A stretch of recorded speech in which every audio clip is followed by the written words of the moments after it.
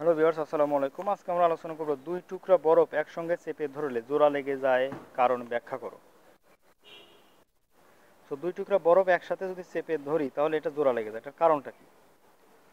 So বরফ টুকরা দুইটির স্পর্শতলে চাপ পড়ায় সেখানে গলনাঙ্ক কমে যায়, অর্থাৎ 0 ডিগ্রি সেন্টিগ্রেডের চেয়ে কম হয়, কিন্তু স্পর্শতলের উচ্চতা 0 ডিগ্রি সেন্টিগ্রেড থাকে। তাই স্পর্শতলে বরফ গলে যায়। চাপ অপসারণ করে গলনাঙ্ক পুনরায় 0 ডিগ্রি সেন্টিগ্রেড হয়, তাই স্পর্শতলের বরফ গলা পানি জমে বরফে পরিণত হয়। এই কারণে চাপ প্রয়োগে দুই টুকরা বরফ এক টুকরা পরিণত হয়। তাহলে আমরা কি শিখলাম, যে দুইটা বরফ যদি আমরা পাশাপাশি রেখে চাপ দেই, তাহলে যে জায়গাটাতে টাচ করে বা যে জায়গাতে লেগে থাকে ওই জায়গায় কি হয়, গলনাঙ্ক কমে যায়, এবং এই গলনাঙ্ক কি হয়, 0 ডিগ্রি সেন্টিগ্রেডের চেয়েও কম হয়। আচ্ছা, কিন্তু স্পর্শতলের উচ্চতা কি হয়, 0 ডিগ্রি সেন্টিগ্রেড থাকে, তাই স্পর্শতলে বরফ গড়ে যায়।